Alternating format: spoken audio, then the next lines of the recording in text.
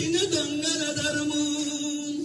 తరుముల కొరకే కదులమ్మా ఖమ్మం పోరు రగలాలమ్మా ఎలుగుమట్లను తీకటి చేసిందెవరమ్మా ఈ పేదల ఇళ్ళను కూల్చిన దొంగలు ఎవరమ్మా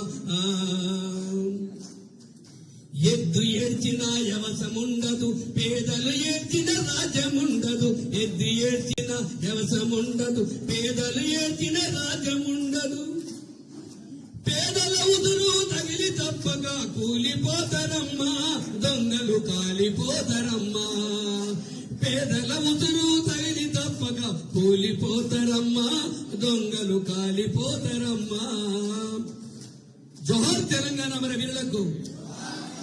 మేము ఒక కళాకారునిగా నా పేరు బుల్లెటి వెంకన్న ముద్రాజ్ యాదన్న ఇట్లా మాకు బాగా పరిచయం సాయిరామ గారి పిలుపు జరిగింది.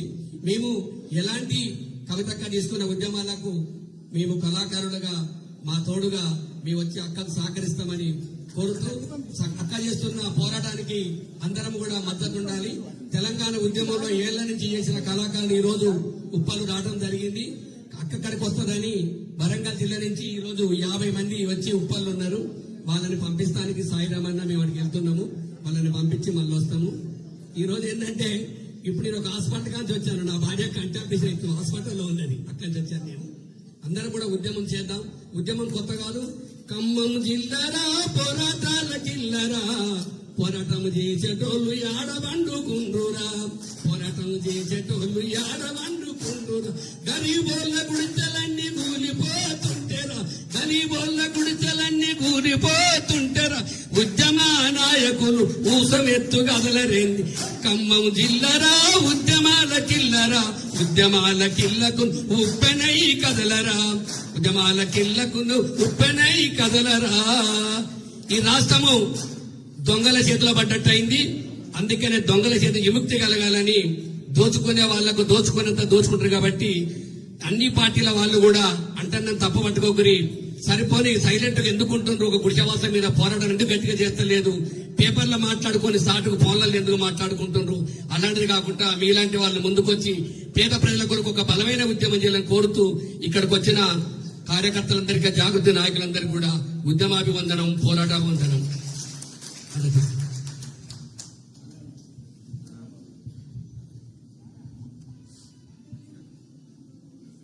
అయితే ఇప్పుడు పేదల ఇళ్లు గులుస్తున్నటువంటి కాంగ్రెస్ ప్రభుత్వము ఎందుకంటే ఈ 14 సంవత్సరాలు తెలంగాణ ఉద్యమం చేసి 1200 అమరుల త్యాగాలతో సిద్ధించినటువంటి తెలంగాణకు ఇవాళ ఒక ఏనాడు ఏ తెలంగాణ అనేది ఒక దుబాగిరెడ్డి ఆ దుబాగిరెడ్డి దగ్గరికి పోయి ఈ తెలంగాణ ప్రజల గుండెలకు తూటాలు పడుతున్నటువంటి ఈ దరిద్రుడి పాలన నశించి ఎవడైతే ఈ గరీబోడు ఉండకూడదు ఉన్నత వర్గాలే ఉండాలి ఉన్నోడు 10 మేడలు కట్టుకోవాలి లేనివాడు ఆ గుడిసె కూడా గూడు పిట్టగూడు లాంటి గూడులో కూడా ఉండదనే సిద్ధాంతంతో ప్రజలు అణచివేస్తున్నటువంటి ధోరణి సరైనది కాదు. ఇది సరైన పద్ధతి కాదు. తస్మత్ జాగ్రత్త. తెలంగాణ జాగృతి మే 1st వీక్ లో రాజకీయ పార్టీగా అవతరించబోతుంది. అప్పుడు రాణి రుద్రమాదేవి సమ్మక్క సారక్క లాంటి ఉద్యమ నేతలతోని ఉన్నటువంటి వీరవనిత కవితక్క గారి ఆధ్వర్యంలో కథల రంగంలో దూకి కత్తి చేతబట్టి తలవారు చేతబట్టి ఉద్యమం చేయడానికి రెడీ ఉన్నాము. ఎందుకంటే అటు మావోసంగ అణచివేతలు అడగవే అమ్మా ఈ భారతదేశం వెలుగుతోందట అడగవే అమ్మా మేమడిగితే ఎనుకంటారు మీరడిగితే ఏమంటారు మరి అడగవే అమ్మా ఉన్నవాడికి 10 మేడలు లేనివాడికి గుడిసెలేదు ఉన్నవాడికి 10 మేడలు లేనివాడికి గుడిసెలేదు అడగవే అమ్మా ఈ భారతదేశం వెలుగుతుందట అడగవే అమ్మా అడిగితే కౌంటర్ అంటారు మీరడిగితే ఏమంటారో మరి అడగవే అమ్మా. అంటే ఈ ప్రభుత్వం ధోరణి ఎట్లుందంటే ఎవరైతే అడిగితే ప్రశ్నించేటువంటి గొంతులు నొక్కడము ఎవరైతే ప్రశ్నిస్తే వారిని అణిచివేయడం అనేది సిద్ధాంతము. అది చేతును అడ్డు పెట్టుకొని సూర్యకాంతుని అయితే ఎవరైతే ఆపలేరు. ఇది తాత్కాలిక మాత్రమే క్షణికావేశత్వంతో మేము చేస్తున్నది కాదు. ఇది ప్రజల సుఖ సంతోషాల కొరకు ఈ తెలంగాణ తెచ్చుకున్నాక ప్రతి సామాజిక తెలంగాణ ఉన్నోడు లేనోడు కాదు, ఒకటే కులము రెండే కులాలు, ఉన్నో కులము లేని కులము అని కాకుండా ఈ ఉన్న కులము లేని కులమే అనేది తెలంగాణ జాగృతి సిద్ధాంతం.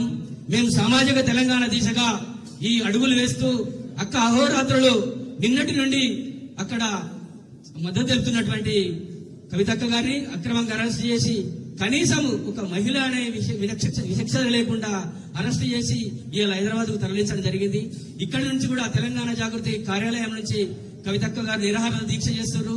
ఈ యావత్తు తెలంగాణ ప్రపంచం మొత్తము అక్క వింటుంటుంది. ఇంకా ఎట్లాంటి అక్కయ్య మీరు మీ వెంట మేమున్నాము, మీరు ఎలాంటి ఆర్డర్లు ఇచ్చినా ఉండి ముందుండి మా ప్రాణాలు పైన ఇబ్బంది లేదు. తెలంగాణకు 1200 అమరులు లేదు, కానీ ఇప్పుడు అమరులు కాదు, ఎవడైతే అడ్డొస్తాడో అడ్డొచ్చడని నరికే సిద్ధాంతం మేము ఎన్నుకున్నాము. ఎట్టి పక్షాన ప్రజలకు అన్యాయం జరిగితే తెలంగాణ జాగృతి సహించ